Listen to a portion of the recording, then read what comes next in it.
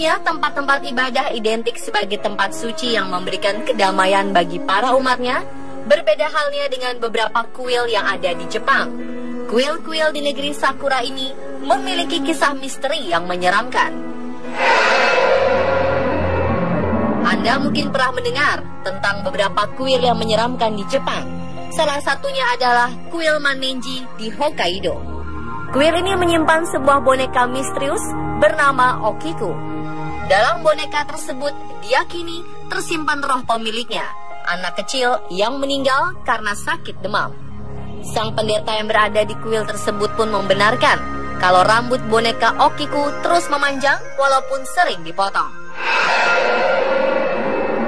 Kabarnya pengunjung yang berziarah juga sering melihat hal-hal ganjil di kuil tersebut, seperti mata sang boneka yang berkedip kepada mereka dan banyak terdengar suara anak kecil bermain dalam ruangan kuil. Selain itu, ada juga 16 mumi dari para biksu yang tampak bertapa. Salah satu mumi yang paling terkenal adalah Biksu Daijuku Botsatsu Shinyokai Sonin di kuil Dainichibo.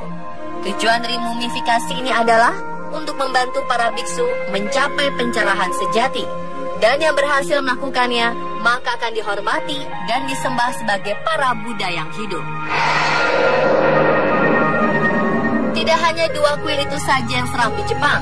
Ada beberapa kuil seram di negeri matahari ini, seperti kuil dengan jejak darah, serta kuil yang dianggap sebagai rumahnya Raja Hantu. Anda pasti penasaran bukan? Simak informasinya dalam segmen Kuil Seram di Jepang versi on the spot.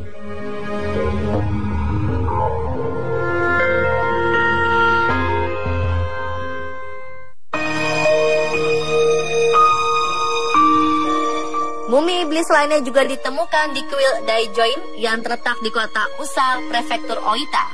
Konon, mumi ini merupakan pusaka keluarga. Namun musibah dan malapetaka terus-menerus menimpa keluarga yang menyimpan mumi iblis ini. Akhirnya mumi yang merupakan pusaka barang berharga keluarga itu terpaksa harus diserahkan ke kuil Daijoinin tahun 1925 dan dijaga ketat di kuil.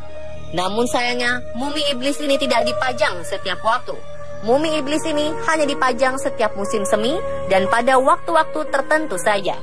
Jadi pastikan Anda dapat melihat mumi iblis ini ketika berkunjung ke negeri matahari.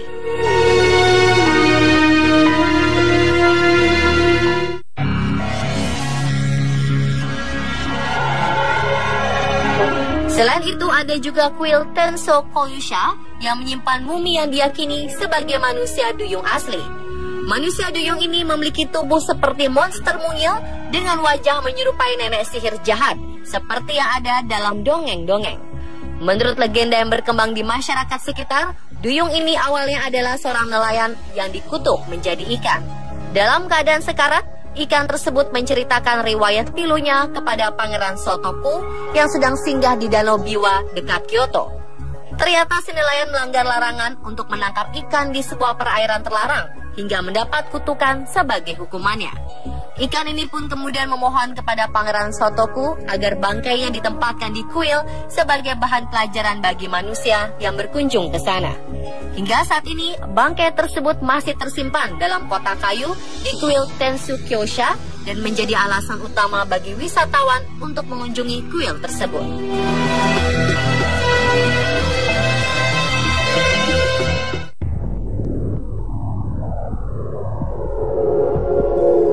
Terdapat makhluk kapal lain yang juga disimpan di kuil Zuiryuji, Osaka.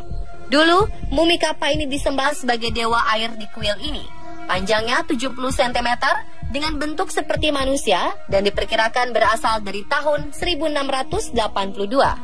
Kuil Zuiryuji ini juga memamerkan mumi naga muda yang kecil, panjangnya hanya 1 meter.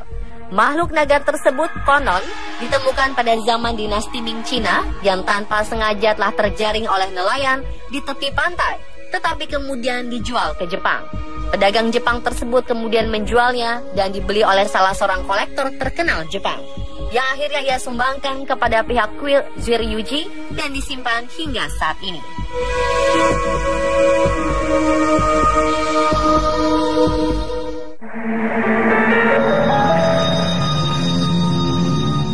Awashima Jinja adalah kuil bagi perempuan Jepang untuk memohon penyembuhan dan proses lahiran yang aman serta lancar.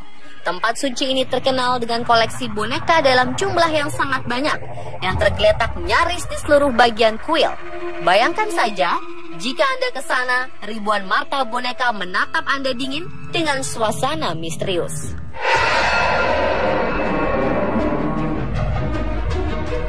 Orang Jepang memiliki kepercayaan kalau boneka memiliki jiwa atau kekuatan untuk mempengaruhi kehidupan manusia. Untuk itulah, para boneka tidak dibuang sembarangan.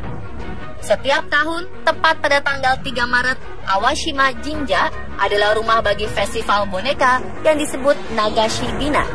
Dalam festival ini, boneka-boneka tersebut akan diangkut oleh kapal Hina Ningyo untuk diluncurkan ke laut.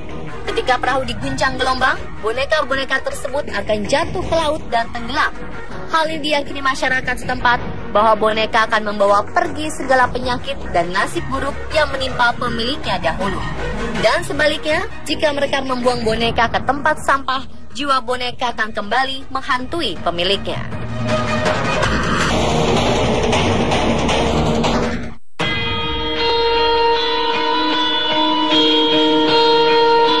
Bayangkan, saat kalian memasuki sebuah kuil dan melihat ada jejak kaki berdarah di atas langit-langit kuil.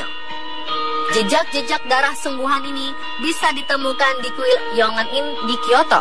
Kuil ini dulunya menjadi lokasi pertumpahan darah 11 hari antara pihak yang dipimpin oleh Tori Mototada, pemimpin Tokugawa Ieyasu, melawan pihak Ishida Mitsunari, sehubungan perebutan kekuasaan sesudah wafatnya Toyotomi Hideyoshi tahun 1600. Sekitar 2.000 orang tewas dalam peperangan tersebut dan pengikut Tokugawa yang tersisa semuanya melakukan seppuku atau ritual bunuh diri.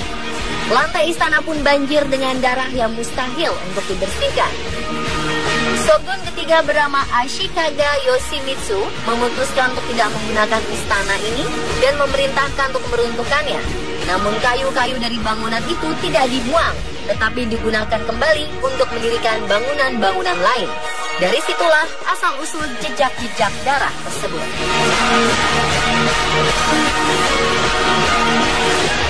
Pemirsa, itulah kuil menyeramkan di Jepang versi on the spot. Siapkan nyali Anda jika ingin ke kuil-kuil itu.